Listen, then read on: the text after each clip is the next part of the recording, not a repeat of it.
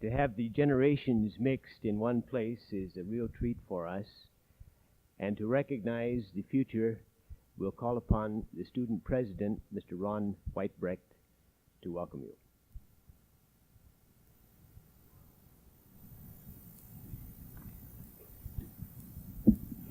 Thank you.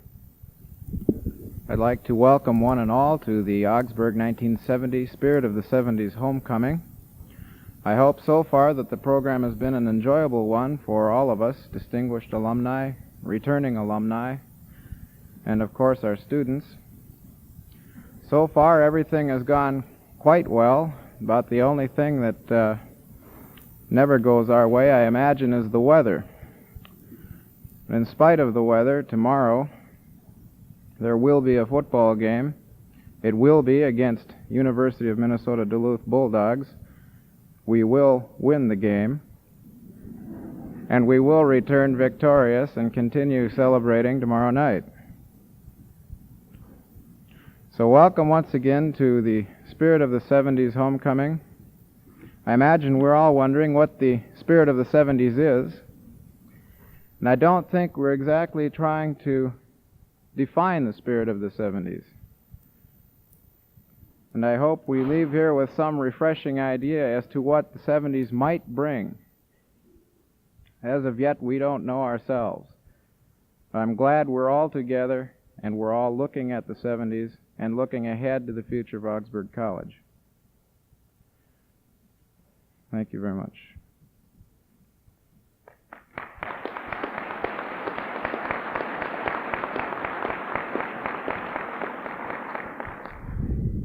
Our college chaplain, Pastor Monsager, is at a conference today which made it impossible for him to be here. So I was asked by G. Roy, our chief engineer in all alumni matters, to take his place in the matter of an invocation. And I'm reminded of Paul's saying today that in 1 Corinthians, where he said, I judge no one, I do not even judge myself. Nevertheless, I am not thereby excused. It is the Lord who judges me. Now, this was the principle, we could call it, of Paul's philosophy or theology. That in faith, everything was under God. And that therefore there ought not be any boasting among those who find themselves one with humanity under their Lord. But Paul also very often goes out of his way to honor his brothers and sisters, his fellow men in the Lord. And while he tells them not to boast, he instructs them also that they ought to encourage one another. And as we gather for a convocation this morning to honor alumni who have gone out from this school, we cannot but be reminded of that. And I think in the process of selection we have found that those whom we've wished to honor are not the kind who boast. And yet they have gone out of their way to honor other people, to place high on the spectrum of values and in the worth of life their fellow men. And so, in a sense, we're following both of his injunctions this morning. Not to judge ourselves as being something and therefore to boast, while at the same time doing everything we can to recognize one another. Shall we pray? Lord our God, from whom comes every good and perfect gift, and before whom we must recognize that all that we have and are is a gift. May the collective gifts of all mankind, bow down before Thee and before all men in service and love and honor, that all glory may accrue to Thee. Amen. I'm sure all of you are anxious to meet and to know the very illustrious assembly of royalty that we have here this morning and other student personnel. And I'll call on Ron for introductions at this time.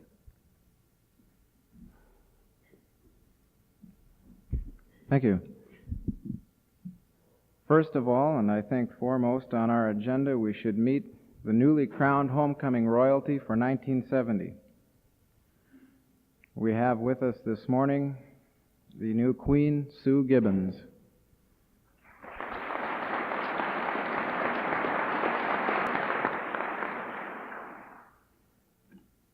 Queen Sue was chosen from a field of 5,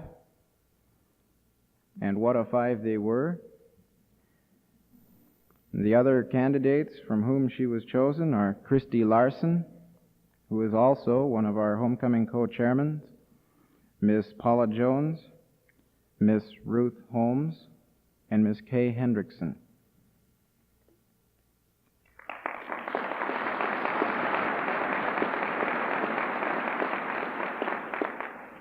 Our homecoming co-chairman this year, to whom we owe the bulk of our success in our program so far, Miss Isla Alexander and Miss oh no, Isla, forgive me, Mrs. Isla Alexander. I have yet to get used to that myself. And Miss Christy Larson.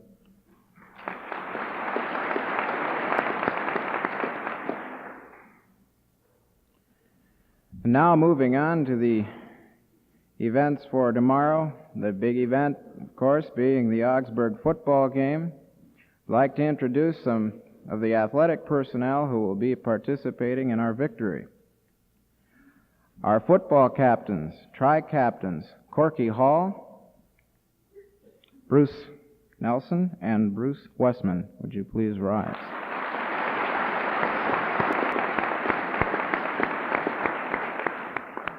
Would the 1970 Augsburg College football team please rise?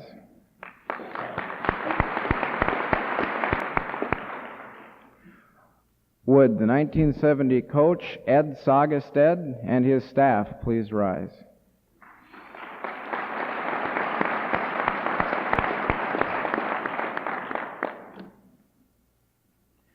We have also 3 groups, very large groups of students to thank today for their participation. We'll be hearing them all as the program progresses.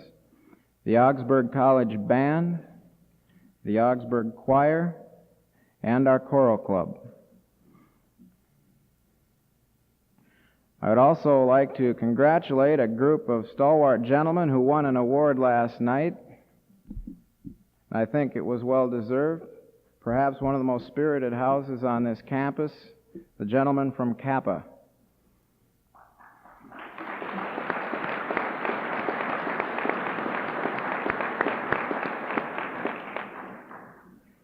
And now this time has been given to me to make any announcements which I deem necessary, and I don't believe that I have any outside of a personal recognition, which I hope I'd be allowed to make this morning.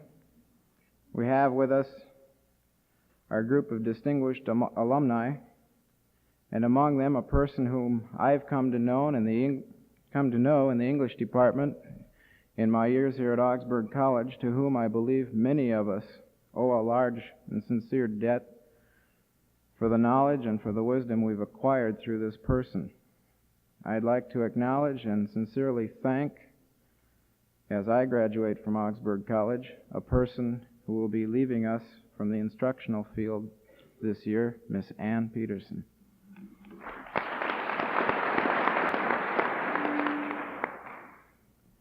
I have one more duty to perform this morning, which is to present, as a token of the appreciation of all of us for our 1970 Spirit of the 70s program, to our co-chairman, Mrs. Isla Alexander and Miss Christy Larson, these gifts.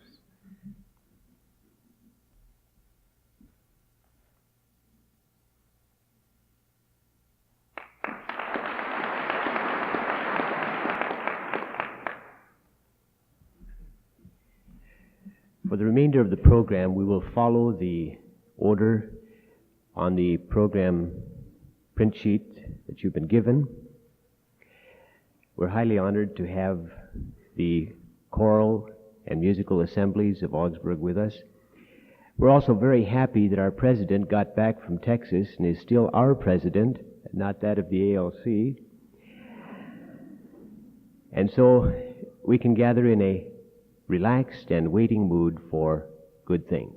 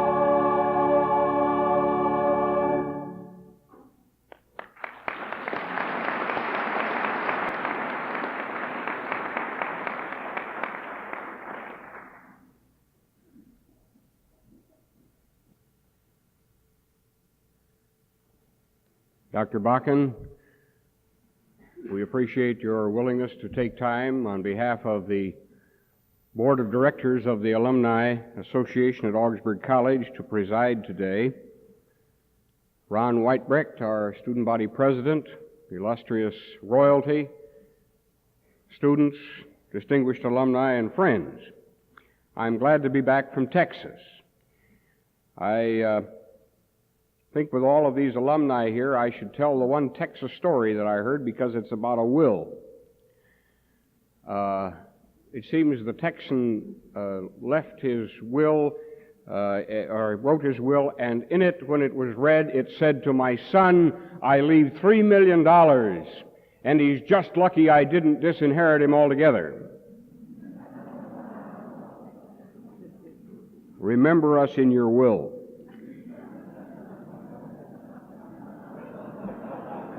Well, you've got to get your pitch in someplace. Now, one of the very happy occasions which we experience annually here at Augsburg College is the opportunity to present some very well-deserved awards to people who indeed represent what this institution stands for. And it's always a privilege for me to have the opportunity to read the citations indicating the contributions which these people have made. I'm going to take them in the order in which they are indicated on your bulletin, And the first one this morning is a citation presented to a man who is not able to be here because he resides on the other half of the globe. Dr. Andrew Shaw. The college and university community today is very much aware of and interested in what we term the third world. This is that portion of the human family which is identified neither with the Western bloc of nations or those nations in the communist orbit. It is from this third world that Augsburg draws one of the 5 distinguished alumni today from Southeast Asia, Dr. Andrew Shaw of Hong Kong, a graduate of the class of 1956, cum laude. Dr. Shaw is from the Chinese mainland, born and educated in his early days in Hunan, China. A product spiritually and educationally of Lutheran missionary work, he served in positions of academic and church youth leadership. The revolution in his native land forced him upon him a refugee status, and he migrated to Hong Kong, where he graduated summa cum laude from the Lutheran Theological Seminary in that colony. Dr. Shaw's bent has been in the direction of writing and editing from his earliest years, with special concern for the education of children and young people in the Christian faith. He has served successively or concurrently as an editor-in-chief of a Christian publishing house in Hong Kong, as a teacher of Christian education and general psychology of the Lutheran Theological Seminary, the founder of church schools, youth fellowships, teacher training institutes, chairman of the board of 2 high schools and 2 primary schools, and director of Christian education for the Evangelical Lutheran Church of Hong Kong. The influence of the sainted Dr. Arthur Olson, an Augsburg graduate and veteran missionary to China, prompted Andrew to come to Augsburg for his B.A. degree. Since that time, he has studied for a master's degree at New York Theological Seminary and received his Doctor of Philosophy degree from New York University. A writer of stories, plays, poems, articles, pamphlets, and books, both Christian and secular, his primary contribution lies in the field of producing indigenous church school curriculum materials for the Chinese Christians of Southeast Asia. He has indeed produced the first such complete set of religious educational materials in the Chinese language. His wife, the former Anna Wong, is also an educator and able assistant in the area of curriculum material production. Her sacrifices, together with their children, have, by God's grace, made it possible for Andrew Shaw to become one of the most respected and qualified church leaders in Southeast Asia. And his participation in Christian affairs globally indicates the esteem in which he is held. Most remarkable about him, however, is his buoyant Christian spirit. And we saw some of that last year when he was here during the centennial year and presented to the college a beautiful banner done in the calligraphy of the Chinese with nearly 1,000 characters, all of which stood for long life. And it was his gift to the college. It hangs over in the President and Dean's reception room at the present time.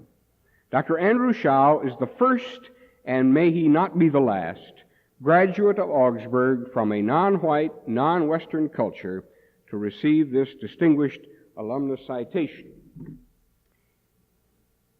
And therefore, I will ask to come to my side a man who has been very close to Dr. Andrew Shaw, was his roommate here at college, and likewise has received a Doctor of Philosophy degree from New York University, Dr. Roger Osey. And I'm going to ask him to receive this citation on behalf of Dr. Shaw. I will read this citation and then not read the others because they are the same. They say, Distinguished Alumnus Citation presented to Andrew Shaw on nomination by the Board of Regents and the Alumni Association of Augsburg College, Minneapolis, Minnesota, in grateful recognition of dedicated service and outstanding leadership which have notably exemplified the ideals of Augsburg as an institution of Christian higher education in America. These are the citations which will be presented to our distinguished alumni. I'm happy to present this to you, Dr. Osey, on behalf of Dr. Shaw.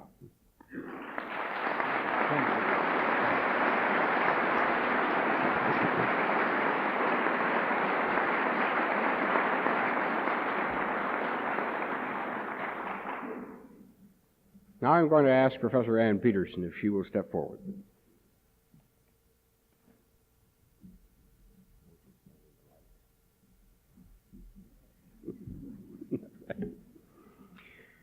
One hesitates to write an essay about a master teacher of English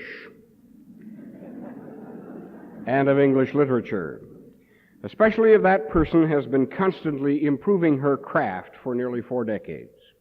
In fact, that hesitation becomes frustration, not only because what is produced by mind and pen may be carefully scrutinized and rightly criticized, but because no tribute of ours could command the language necessary to honor adequately Professor Ann Peterson, who with this school year concludes a career dedicated solely to teaching in the Department of English at Augsburg College. So I shall not try to tell you what all of us are thinking in our heart of hearts about Ann Peterson, but instead let the Bard of Avon, whose immortal lines she loves with such fervor and interprets with such devotion, speak for us. Shakespeare's words in Othello, you will agree, are appropriate for Miss Peterson. A maid that paragons description and wild fame, one that excels the quirks of blazoning pen, and in the essential vesture of creation does bear all excellency. Or from King Henry VIII, those about her from her shall read the way of honor. Miss Peterson has been a scholar all her life and deserves the paraphrase from the same play. She was a scholar and a ripe and good one, exceeding wise, fair-spoken and persuading, lofty and sour to them that loved her not,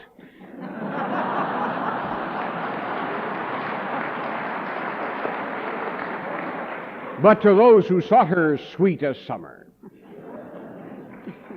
Ann Peterson has devoted her life to helping succeeding generations of her students to love what Shakespeare called in Love's Labor Lost the elegancy, facility, and golden cadence of poetry, even though she must many times have despaired over the dull and disinterested response of some students with the words from As You Like It, "I would the gods had made thee more poetical."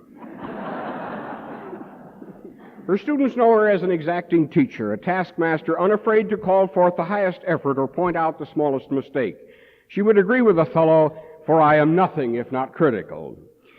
But simply because of her disciplined demands upon herself and her students, she became an inspiration and an example, as Shakespeare put it in Henry IV, "Indeed the glass wherein the noble youth did dress themselves." Miss Peterson, teaching at Augsburg College for nearly 40 years has not made you wealthy.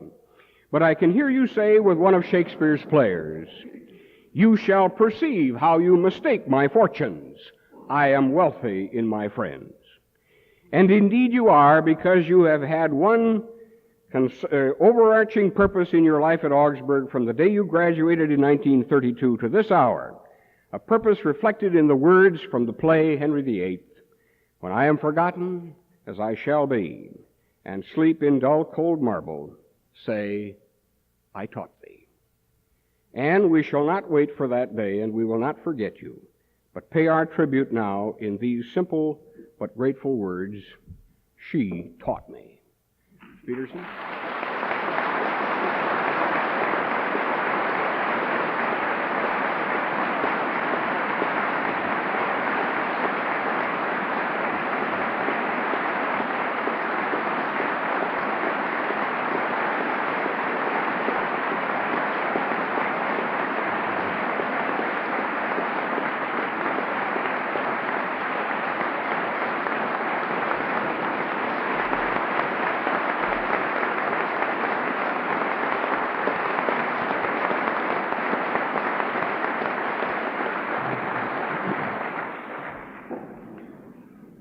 I shall ask Mr. Olaf G. Sanbo of Columbus, Ohio, to come to the platform. With increasing frequency down through the years, you people can't stand here to read this when I'm reading it. I'm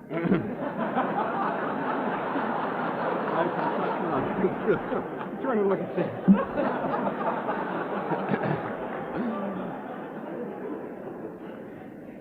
With increasing frequency down through the years, Augsburg alumni have found their way into the field of business. Had more of the students from this institution in the first half-century or so of its history chosen this field of endeavor, however, Augsburg might be blessed with more affluent alumni than seems presently to be the case. Our distinguished alumnus from Columbus, Ohio, Mr. Olaf Sandbo, was not able to complete his college career at Augsburg, but was forced by economic circumstances, like so many others, to find a job in the business world.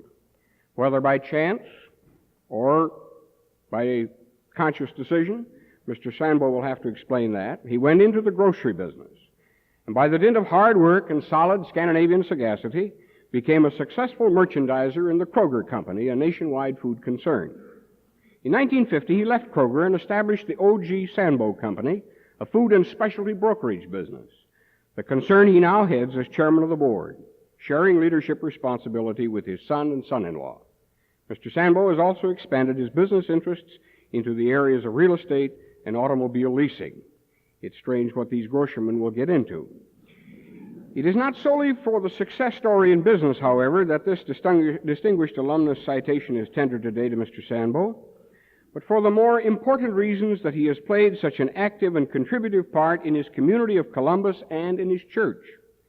When I first became acquainted with Mr. Sandbo, it was quickly evident to me that his whole life revolved around family, church, community, and business, and that he gave himself with energetic dedication to all of them.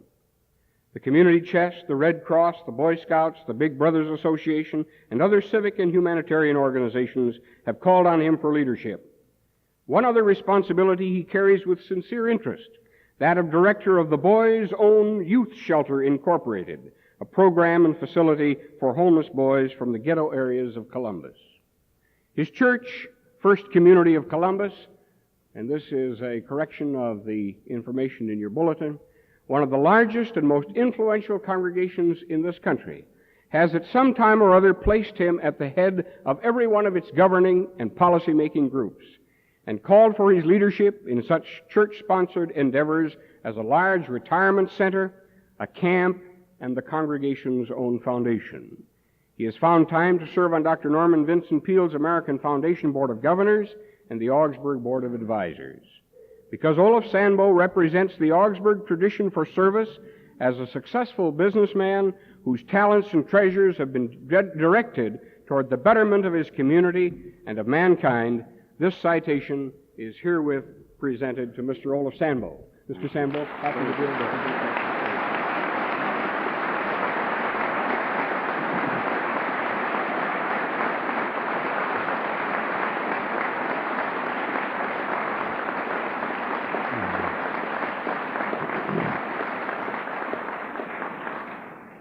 Dr. Henry Staub. Dr. Staub? The gospel writer, Dr. Luke, was called by his contemporaries the beloved physician. No more appropriate accolade could be tendered our distinguished alumnus from the medical fraternity, Dr. Henry P. Staub, than this, the beloved physician. It fits his character, his temperament, his career, his way of living and working. All who know him love him for his quiet, modest, dedicated, and competent approach to the wide spectrum of problems which he has addressed himself to as a respected pediatrician. Luke was itinerant, a follower of the peripatetic Paul. Our beloved physician, likewise, can be followed with as much interest, and I ask you to trace his steps briefly this morning. Born in Berlin, Germany, Dr. Staub received his early education in Dresden, but migrated to America in 1941. Here he became a student at Augsburg College, a graduate in 1943, and an American citizen in 1944. The period following graduation to 1946 found him fulfilling both his military obligations as private first class and as a medical student at the University of North Dakota, where he received a Bachelor of Science in Medicine in 1945. By the year 1947, he had completed his work for the MD at the University of Illinois and was on his way back to Minneapolis General for his internship and residency in pediatrics and a graduate medical degree from the University of Minnesota in 1950. After a brief practice in Minneapolis, he served as captain in the United States Army Medical Corps until 1952, when he returned to a pediatric group practice in this city from 1953 to 1966.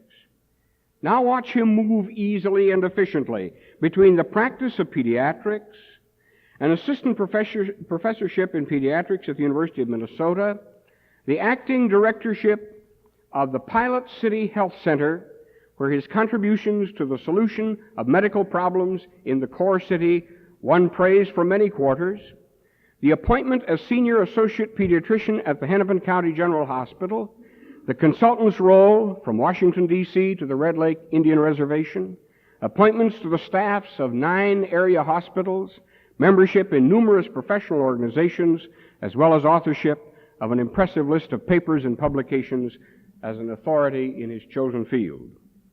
Indeed, with all these, we have followed him also on countless visits to his alma mater, as a counselor on the board of the $1,000 Club, and to his church, where I personally have shared fellowship with him in the body of Christ. Everywhere, Henry Staub has been respected and loved. And if not always loved, it is because his views and opinions are not accepted by everyone. He is too innovative and forward-looking for that. Yet the title beloved physician still best describes him and would, I am sure, be enthusiastically endorsed by his wife and their 6 lovely daughters.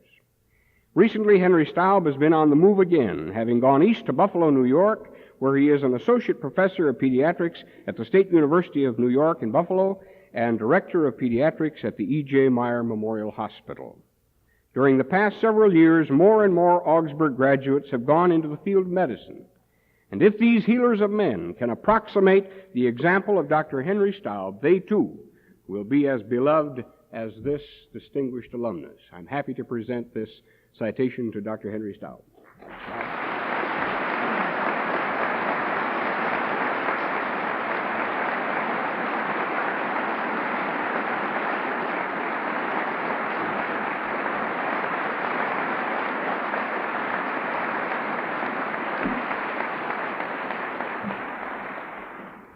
Dr. Merton P. Strumman, or shall I say Merton? A college such as Augsburg ought to produce pioneers. Itself the product of the frontier, this college will fulfill its mission in today's world only as it graduates men and women who, combining education, ability, and courage, move always toward the edge of the new and the unknown. Merton Strumman has been correctly called a pioneer in his field, namely in-depth research in the area of youth opinions, attitudes, and beliefs. In a time when generalizations about the generations have proven to be risky and often false, Dr. Strumman has carried out the admonition provided every graduating class from Augsburg: the highest aim in life is truth. He has set out in an unprecedented and highly professional fashion to ascertain the truth about young people today through the unique organization known as the Youth Research Center.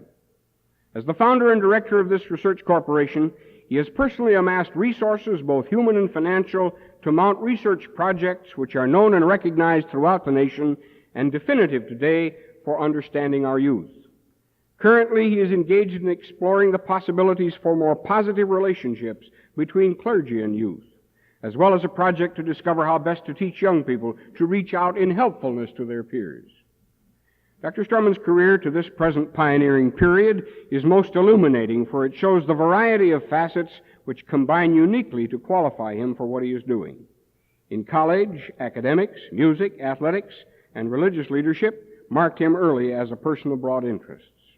Following graduation in 1942, he chose the field of theology for post-college preparation and became a parish pastor.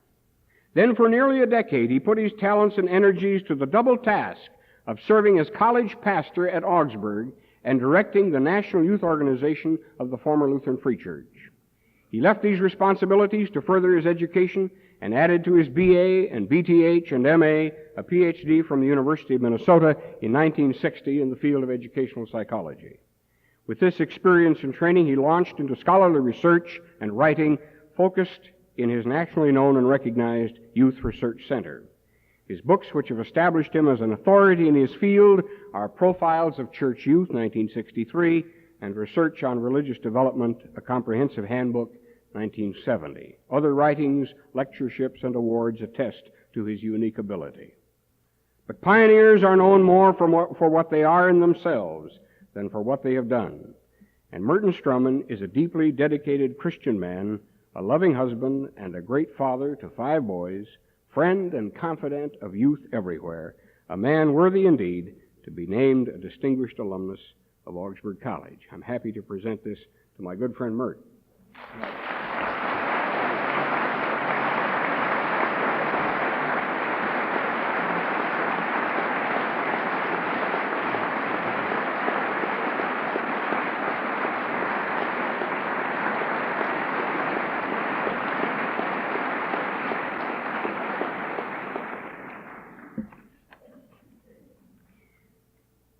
Now we're going to hear briefly from these people who have been presented with these awards.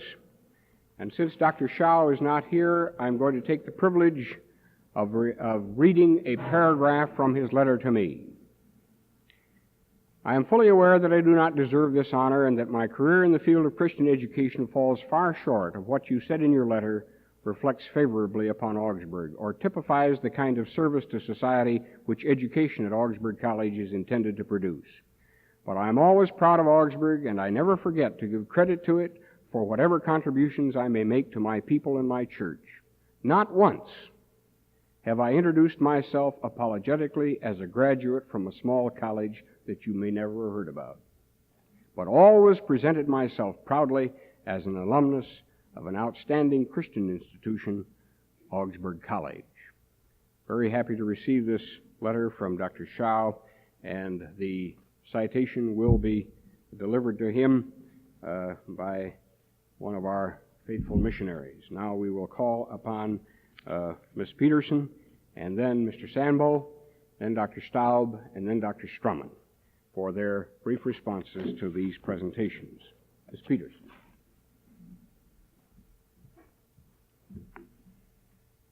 When President Anderson's letter reached me last summer, and the impact of it dawned on me, I thought to myself,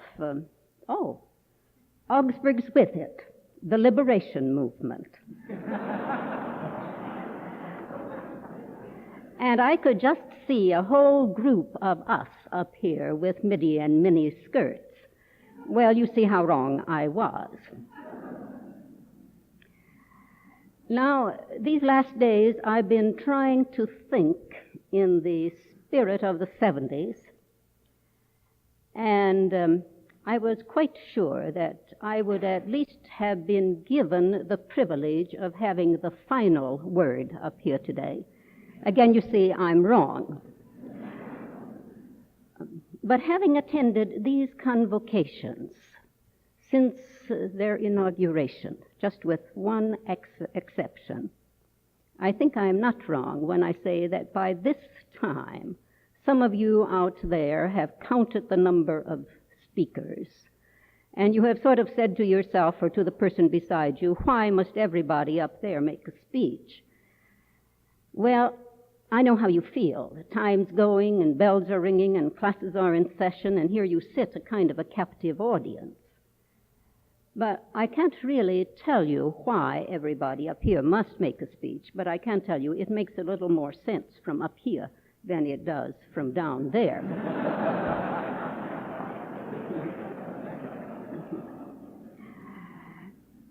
Just wait and see. You'll find out for yourself. Receiving the alumni citation merits a response. First of all, it's a once-in-a-lifetime experience. You're never going to get it again. But more important than that, it does by its very nature identify an individual with a group of distinguished alumni, many of you who are here today. And I think that fact merits a further reference to Shakespeare, a famous line from Hamlet's soliloquy, namely, "'Tis a consummation devoutly to be wished." But a little further thought on the whole matter brings up another line from the same source, namely, "It puzzles the mind." Now, when you stop to think what this award is and why it is granted, you're not quite sure of your answers. In the closing scenes of Henry IV, Part 1. You know, I think I should stop here and assure you that I know where I am. I am here, not in a classroom. But this is my hour for teaching Shakespeare.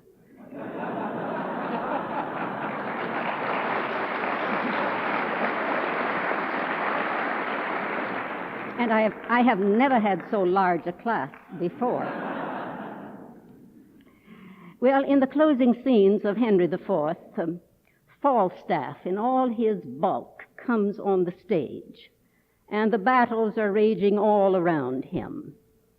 And the king is shouting, "God defend us, for our cause is just." And Prince Hal tosses back at Falstaff the statement, "You owe God a death." Then Falstaff looks around, and he sees some dead and some living, and he begins to wonder about the whole matter of honor.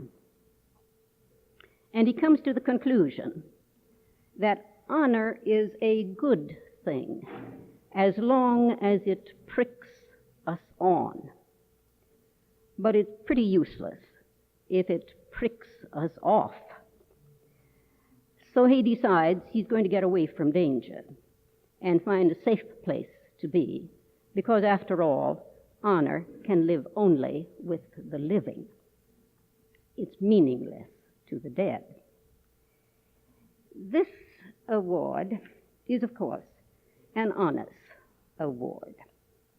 It is granted to the living by a committee making decisions, and this event takes place. But I would say that the award is also a recognition of our inability to really evaluate of our human limitations, because I am convinced that that which merits honor is the work and not the worker.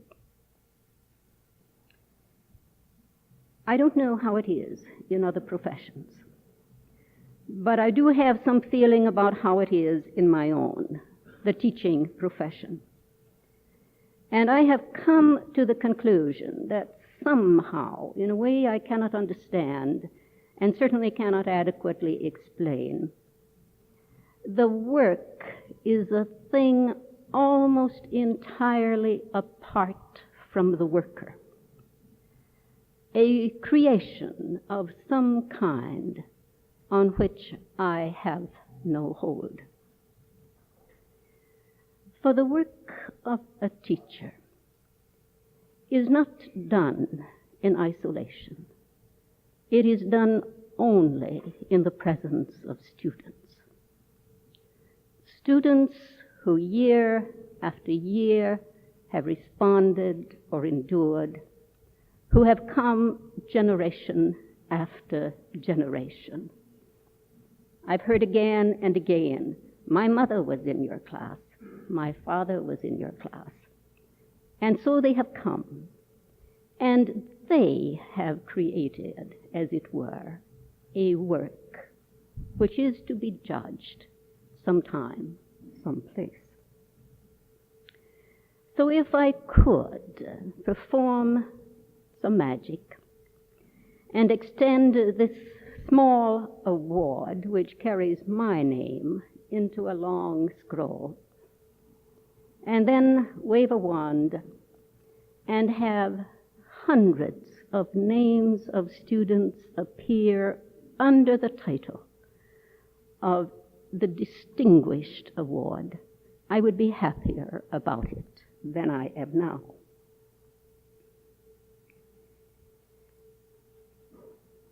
But the work that is to be evaluated, that which has been done, and that which is our work and not my work, cannot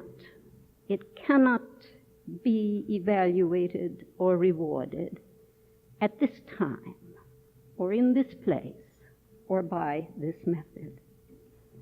It lies far beyond our ability to evaluate or reward.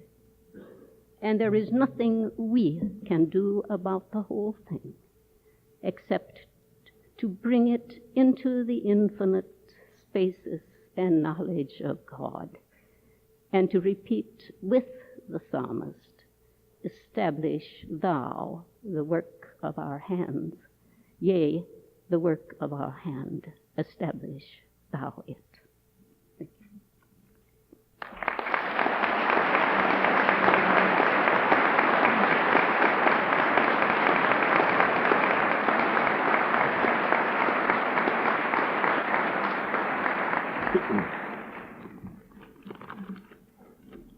Dr. Anderson, members of the regents, faculty, fellow members of the civic, of the Alumni Association, students, and friends. When I received Dr. Anderson's letter dated June 30th, informing me that I'd been chosen to receive an Augsburg alumni citation, it was indeed a pleasing and a pleasant surprise. I consider it quite an honor and a pleasure to be part of Augsburg, to serve on your President's Advisory Board. We're extremely fortunate in having a man like Dr. Anderson as our President. He is a great administrator and a good executive. And my definition of an executive is one who is skilled to carry out the plan and direct others. Augsburg, in my opinion, has a fine faculty. Professors who grade the students on ability and not on fear. By grading students on ability, each individual is placed in his or her right group, and therefore cannot help but to be a success after graduating. And that the students who have graduated from this college appreciate that they have received the proper instructions and in the various fields, and realize the diploma from Augsburg is to their credit in securing a position. They also realize that while the diploma is so important in obtaining their first job, that their future from then on depends on performance. We've heard much about money, which concerns me. I have not had an opportunity of comparing the cost of tuition today with today's wages and the cost of tuition when I was a student with the wages at that time. But I do feel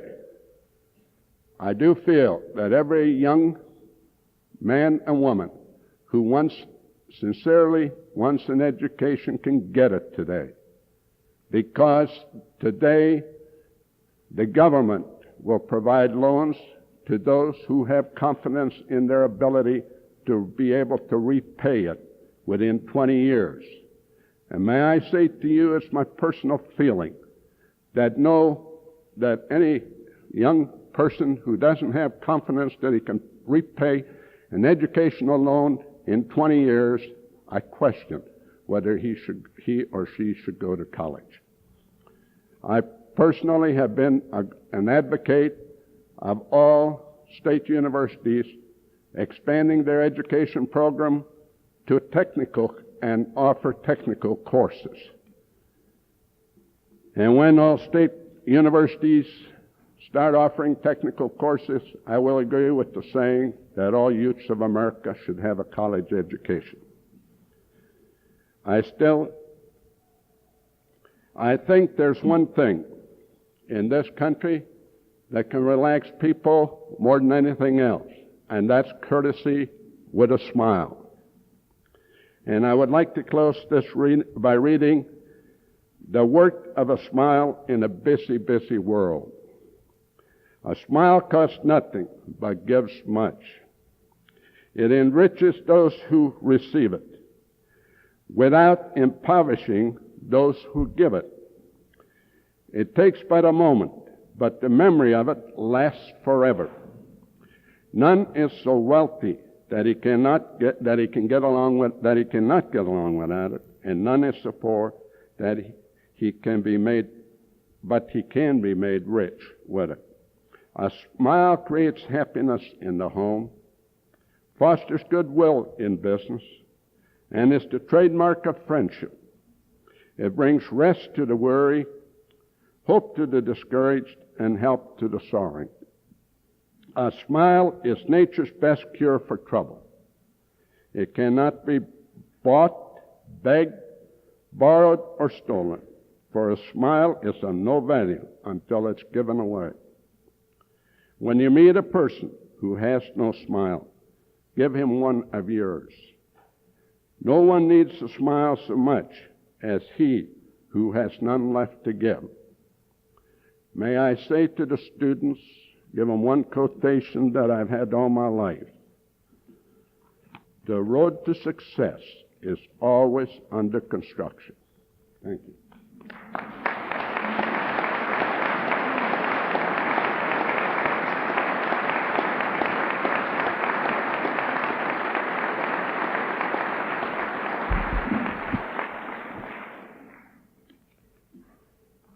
If I was true to my profession as a physician, I'd have you get up and stretch, but I want to talk.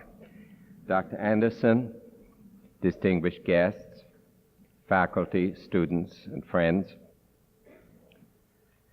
the honor that you are bestowing upon me means very much to me. In it share the outstanding teachers who have greatly influenced my life, and I'm privileged to see some of the most important ones here. Dr. Christensen, I see in the audience, who, when I came to Augsburg, was a substitute father to me. See Dr. Nash, who got me started in the biological sciences, and you may not believe this, but Leland Satrin was his laboratory assistant.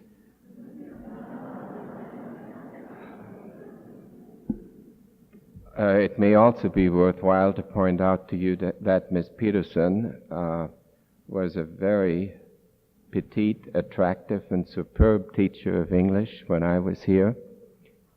And even though she is not responsible for the little accent I have left, I think she is responsible for the love of the English language that I hold. There are many others, and I thank them. In this award also share the many professionals and non-professionals who worked with me in the community at the health center, who helped to make a theory of modern health care become a reality. And I believe the greatest credit, greatest share in this award goes to my wife, who took the brunt of some real pressures during the last year or two, and without her and the family support, I'm sure I would not be here. So I thank her, and I thank all of you.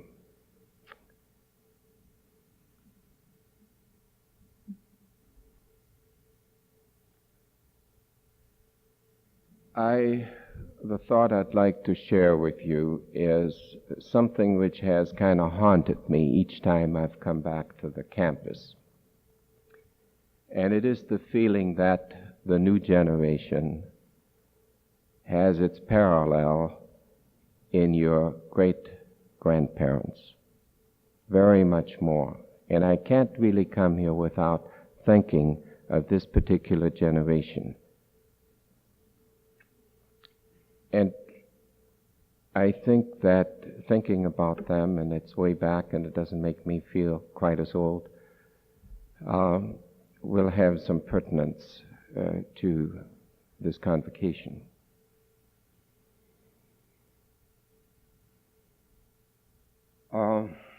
Many of your great-grandparents came from the old country. And in those days, as it is now, the oldest boy, and he only, inherited the farm. And there wasn't much for the other youngsters, often.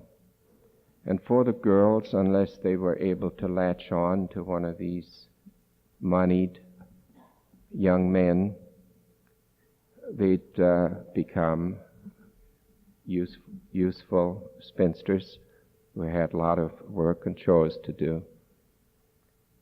For many of the young people, that was not their idea, and so they left by the thousands. There were many other things in there, but there was that. And their neighbors and families often disapproved, or generally disapproved.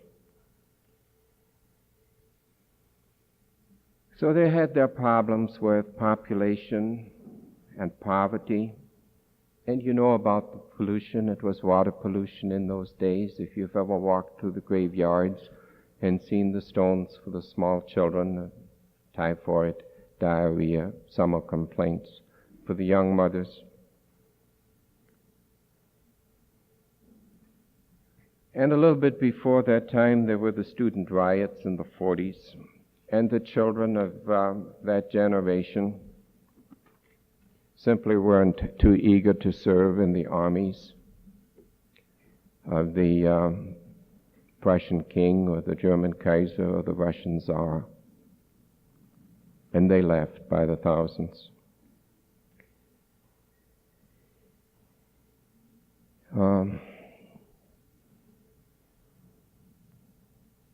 I had some experience, and even though I loved Germany, I left it. And for those who came here, they wanted, and there is a culture in Europe. Many of you go back, and it's great. But they came here because they wanted something better. And they started schools very early, and colleges. And as you, and we're with you in that, insist on change and face the overwhelming problems of this great and exciting age with the potential for undreamed of success and total disaster, you must get for yourself, of course, the best possible education to be able to cope with the technical know-how that is required, to get the historical perspective, some moral and spiritual courage, with an understanding of the history of the freedoms that we have. And I think then you will be able to to face the challenge of the day. Good luck. Thank you.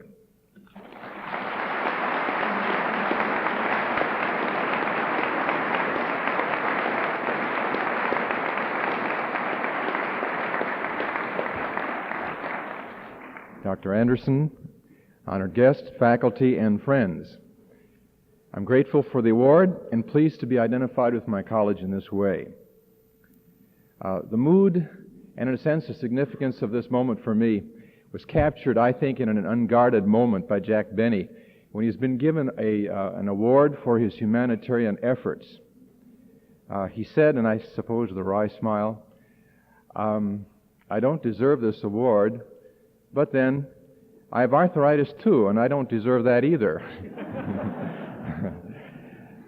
If we're coming of age in any way, I think it is in realizing the degree to which we are uniquely aided and paradoxically severely limited by factors beyond our control, such as social context, historical circumstances, and the like. Whether we like it or not, our accomplishments are quite contingent upon the cooperation and wisdom of many other people. And for that reason, whether we're recipients of reward or tragedy, I think it's in full awareness of the fact that we are not the sole agents of either credit or blame, for which reason I'm most grateful to many people today. It was about 24 years ago when I came here as college pastor, at the time that returning servicemen were coming back to college. And I remember on several occasions, servicemen and transfer students, in talking with me for the first time, would ask whether I was a junior or a senior in the college. And I suspect that some of the more perceptive faculty wondered the same thing, but for different reasons. Now my pastoral ministry has become very sharply focused in really a pioneering type of research, and we've moved into a vacuum to which has been attracted quite a number of exciting people because of the nature of the task. And one of the excitements for me as a Christian is being able to see in the very area in which I work the ways in which God is breaking through the deterministic mold of this life in a really a serendipitous fashion to breathe new life into old forms. It's my conviction that parallel today with the reemergence of the demonic in our world is a revitalization of God's church. And I think there's some pretty strong evidence for this coming in. Just one illustration in closing. We're involved right now in a massive national study of generations involving people between the ages of 15 and 65, members of the three major Lutheran churches. We employed 8 seminarians to spend the summer traveling among 320 randomly selected congregations, to interview people, give the survey, live in their homes, and in a sense to be the eyes and ears of the church. In the reports that they made when they returned, each independent of the other spoke about the fact that when they started the 1st of June, it was with a sense of disenchantment regarding the church, with a feeling that the church was on its way out. But during the summer they met people of conviction, a sense of mission, of purpose, of concern. And so when they returned, one of their overwhelming impressions was a new respect and appreciation for the church. In fact, 2 of the men rematriculated for the parish ministry. And I like what one of them said at the end of his report. He said, "I no longer have any hesitations regarding the congregation and its future." In fact, he said, "I believe that's where the action is, and that's where the answer will be found." I thank you.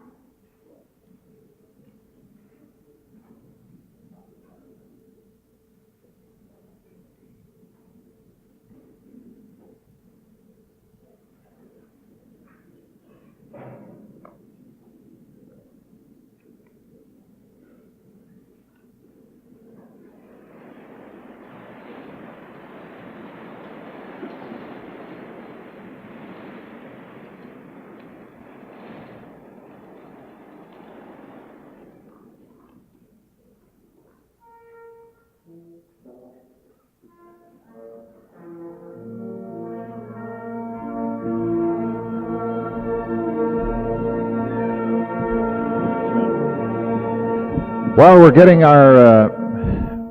into our respective perches, there are choral club and choir alumni who have sung this selection, and we'd like to invite you to come up and sing with us now. I have the music in here in case you've forgotten it. Come on up.